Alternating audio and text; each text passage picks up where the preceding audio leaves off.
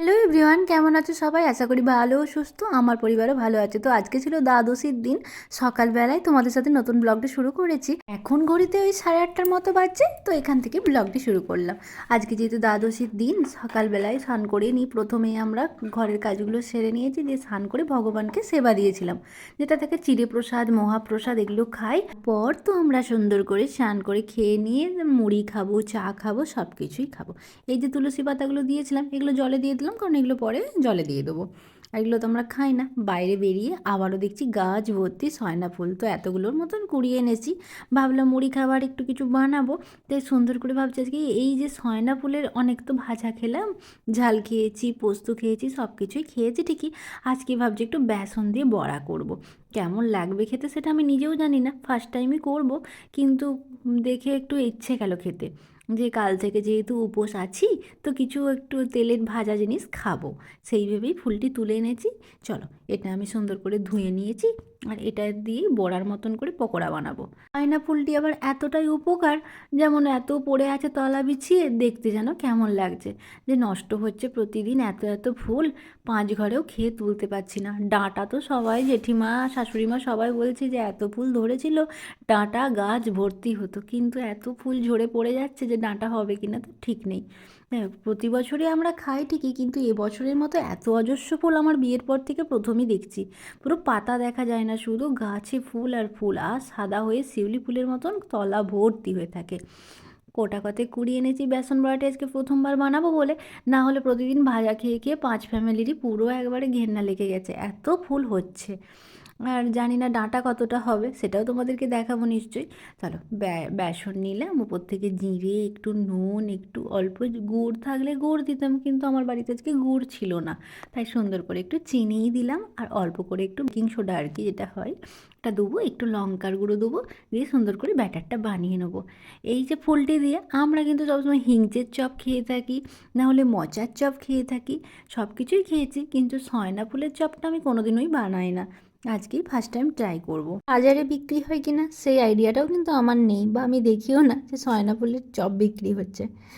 আচ্ছা, যাই হোক, বানাই। আর আজকে দ্বাদশীর দিনটা প্রতিটি বারেই আমরা নিরামিষ খেয়ে থাকি, মানে একাদশীর আগের দিন আর পরের দিন, এই দুটি দিন আমরা নিরামিষ খেয়ে থাকি। তাহলে আজকেও আমাদের নিরামিষ খাবার দাবার থাকবে। নিরামিষটা আবার আমাদের কাছে এমনই একটি হয়ে উঠেছে, আমিষ না খেলেই আমাদের মনে হয় বেশিই ভালো লাগে। তবু যেটা হয়, চোখের সামনে পুকুর থাকে, মাছ থাকে, ভর্তি করে তোলা হয়, তখন একটু মাছ ধরলে মাছ খাওয়া হয়। আর এক আধবার বাজার গেলে মাছ নিয়ে আসে, আর তার জন্যে মাছটাই বেশিরভাগ হয়, ডিম মাংসটা কমই হয়ে থাকে। আর এখন বাচ্চা, ওকে একটু আধটু আমিষ তো দিতেই হয়, আর একটু আমিষ খেতেও চাই, তার জন্য ও ছোটো বলে ওকে একটু আমিষ দিই। নাহলে আমার মনে হয় নিরামিষ চলে গেলে বেশ ভালোই লাগবে। যাই হোক, এই একাদশীটি কিন্তু আমার পুরো ফ্যামিলিই করেছে, মানে আমি, আমার শাশুড়ি মা, মানে আমরা দুজন তো করেই থাকি, কিন্তু মিস্টার ঘোষ কলকাতায় আছে, ও ফল আর সাবুদানা আর শরবত খেয়ে দিনটি কাটিয়েছে। আচ্ছা, আমার মা, আমার জেঠিমা, আমার কাকিমা, আমার পুরো ফ্যামিলিই করেছে।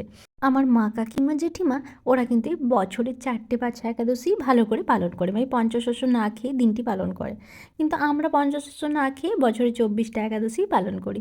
আমাদের কাছে মনে হয় যেন বছরে বাকি একাদশী আর বাছা একাদশী বলে আলাদা কিছু হয় না, প্রতিটাই বাছার সমতুল্যই হয়। তাই সুন্দর করে শুধু ফল না খেয়ে আমরা খেয়ে থাকি। এই যে তরকারি খেয়েছিলাম, সাবুদানার পোলাও খেয়েছিলাম, অনেকে ঘরে থেকে যে আগুনের না বানিয়ে শুধু ফল জল খেয়ে থাকতে। কিন্তু শ্রীমদ্ ভগবতে এরকম কিছু লেখা নেই যে আমরা শুধুমাত্র ফল জল খেয়ে থাকবো, আমরা আগুনের ঠেকানো কোনো জিনিস খাবো না, এটা কিন্তু কোনো জায়গায় নেই, বা আমি আমার মহারাজের কাছ থেকেও শুনি না।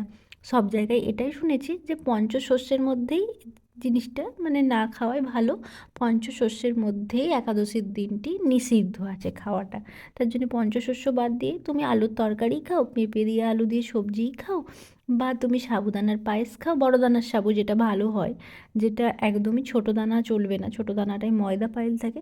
তাই বড় দানার সাবুদানার সব কিছুই খাও, পোলাও খাও, আলু ভাজা খাও, সব কিছুই কিন্তু এই ঘি বা সানফ্লাওয়ার অয়েলে তুমি করে খেতে পারো, কোনোটাই কিন্তু তোমার চাপ নেই।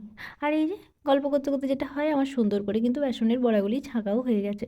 আর আমি যেটা পৌরসভার মেলা থেকে কিনেছিলাম চিমটেটি কিন্তু ভীষণ সুন্দর, হ্যাঁ, সুন্দর তেল গড়ায় না, সুন্দর করে আমি এটা তুলে নিই। মা এখানে সব আনাজগুলি কাটতে বসেছে। আজকে নিরামিষ খাবার দাবার হলেও অনেক কিছুই মেনুর মধ্যে রান্না বান্নার জন্য আইটেম চলছে।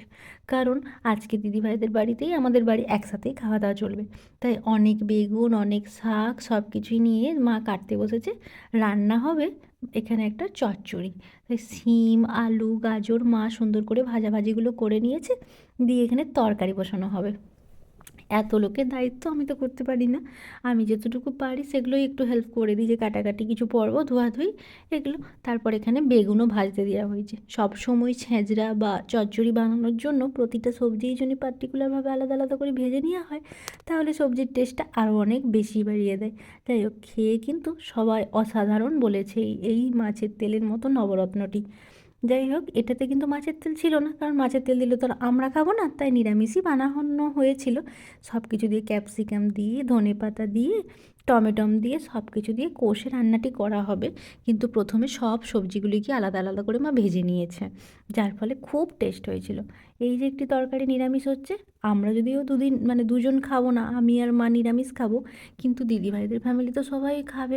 ওরা তো আর একাদশী করে না, তাই ওরা সকলেই আমিষ খাবারটি খেয়ে থাকবে, তাই আমাদের জন্য নিরামিষ খাবারটি করার পর আমিষ খাবার হবে।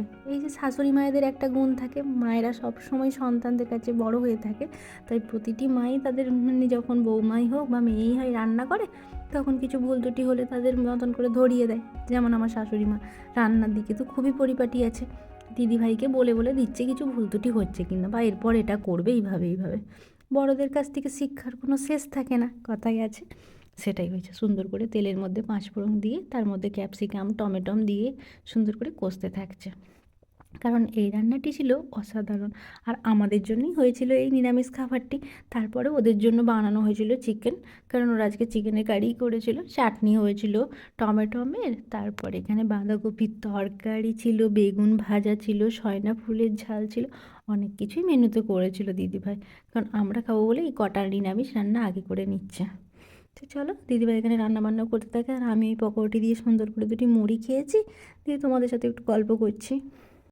তোমরা হয়তো ভাবছো এত এত রান্না কেন, কারণ আগেই বললাম না, দিদিভাই আমাদের ফ্যামিলি আজকে একসাথেই রান্না বান্না চলছে, তাই ওদের বাড়িতে প্রায় 10 জনের মতন মেম্বার, আর আমি আর মা 2জন আছি, 12 জন, সাথে 2 একজন বাইরেরও খাবে বলে একটু 14-15 জনের মতো রান্না হচ্ছে, তাই কিন্তু কড়া ভর্তি রান্না হচ্ছে।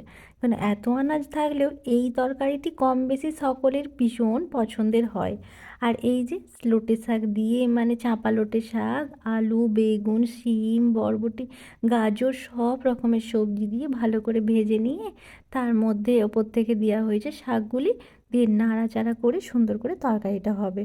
আর ওপর থেকে একটু গরম মশলা দেবে। এই তরকারিটি আবার এই দিদিভাই এত সুন্দর মনের মতো করে বানায়, খেতে কিন্তু ভীষণ ভালো হয়। আগেই বলেছি, প্রতিটি রান্না প্রতিটি মানুষের কাছে এক এক ধরনের হয়ে থাকে, তো দিদিভাইয়ের কাছে এই রান্নাটি আবার সব থেকে প্রিয়।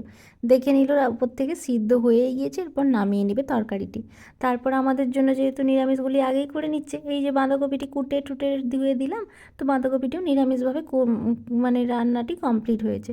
তারপর এখানে এদের বাড়িতেই সবাইকে খেতে দিবার পর দিদিভাই, আমি, মা সবাই মিলে খাওয়া দাওয়া করবো। আমি জায়গাগুলি করতে থাকছি, আর মা এখানে সবারই খাবারগুলি বেড়ে দিচ্ছে, চাটনি, ভাজাভাজি সব রকম দিয়ে। তাহলে দুপুরের খাবারটি খেতে থাকি, আর ব্লগটি এখানেই শেষ করলাম। তোমরাও ভালো থেকো, সুস্থ থেকো, দেখা হবে কালকে ব্লগে।